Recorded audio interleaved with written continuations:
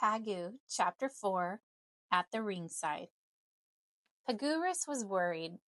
For weeks he had been drifting near the surface of the sea. Now he walked on the bottom. He had settled down through the water when a wave had come ashore. He blundered along the floor of a tide pool in a fearful hurry. With one eye cocked at the watery shadows, the other aimed at another wave rolling above, he scuttled under a hill of rock the size of a duck egg.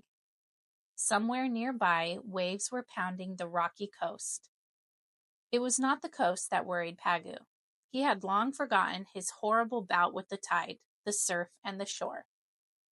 He was a shore creature now, and the push and pull tides would be his friends. For hours he would live under several feet of salt water, while waves rolled out of the old gray ocean to pass over him and crash on the rocks beyond. For other hours he would have a quiet, shallow, sun-warmed pool to play in.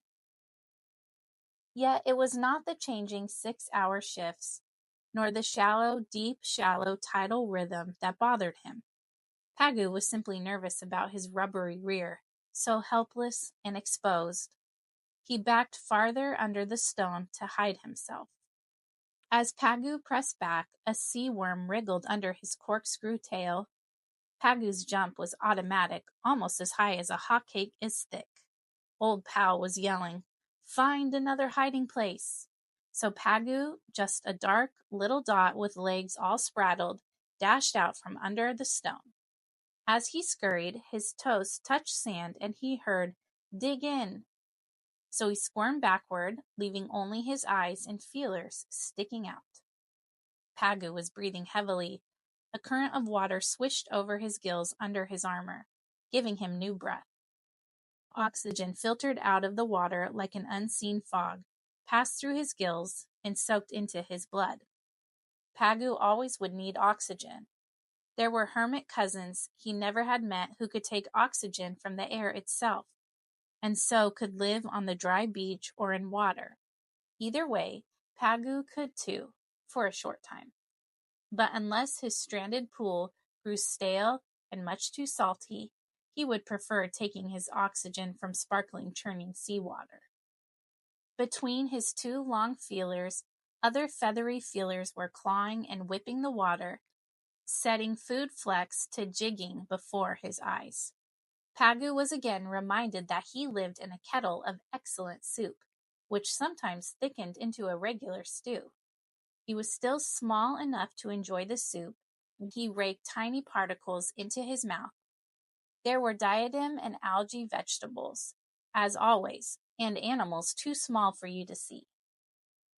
Along torn shreds of seaweed he found meatballs floating in from some far-off meal.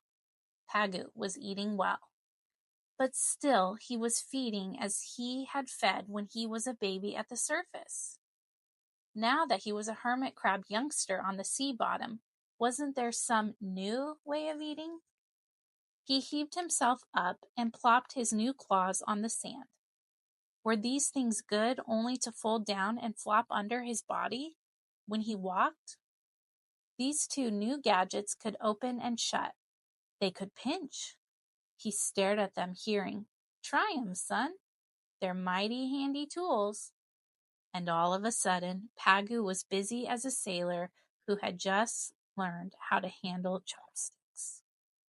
Pagoo laid a claw on top of a petal, opened it, closed it, and pointed it at his mouth. To you, the pebble might have looked smooth in the water, but it was all covered with algae growth. Pagoo had known algae since babyhood in fine, floating diatom sizes. Down here, it came also in filmy coatings, or fuzzy like velvet, or soft and deep as moss. In fact, the real seaweeds, from tender, leafy sea lettuce up to tough kelp plants 100 feet long, were all algae. But Pagoo was not interested in big seaweed algae. He preferred to hunt food in the fuzzy algae on the pebble. His claws opened and shut, and he ate greedily, pleased with his new scissor pincher plucker tools. Then a couple of somethings whirled from nowhere, and plopped near Pagoo. They flopped around. Pagoo shrank back, fearing a blow, but nothing happened. Mud clouds spurted and drifted off in watery haze, and he wasn't hurt. He was frightened. He tried backing further under the sand, but his tender tail struck solid rock below. Pagoo kept still except for his quivering feelers and his jerking eyes. He heard old instinct as though tuned in from a vast distance and from an ancient time. Those two strangers standing before you, they're hermit crabs. They were big fellows, each of them 12 times the size of small Pagoo. How big is that in terms of people? Well, if you are a 6-foot man, which is doubtful, then a building 12 times your height would be about 7 stories tall. So, compared to tiny Pagoorus, those two hermits were as big as barns. Pagoo did not go racing out to his newfound relatives, waving a welcome. He was as still as stone. The two big bruisers stood glaring at each other, legs wide, arms out, gloves ready. As though Pagoo had watched boxing bouts a million years back in his memory, there seemed nothing strange in all this, nor in the fighters' costumes. With helmeted heads and shoulders forward, their tender tails were curled inside rounded boxing trunks. These were old snail shells, over an inch wide. Shell layers worn off by surf had left them many-colored. Now the fighters sidestepped, dragging their shells along, rumpety-bump. They darted out on pointed toes, drew back weaving. What well-matched specimens of the water arena! Such graceful sparring. Now they rush together, gloves swinging. They jab and jab again. They counter with swift crosses. Their uppercuts start low from the very bottom of the sea. Now they go into a clinch. Sand and mud swirled like cigar smoke over the whole arena as Pagoo stared goggle-eyed at the ringside. Both boxers slammed into him.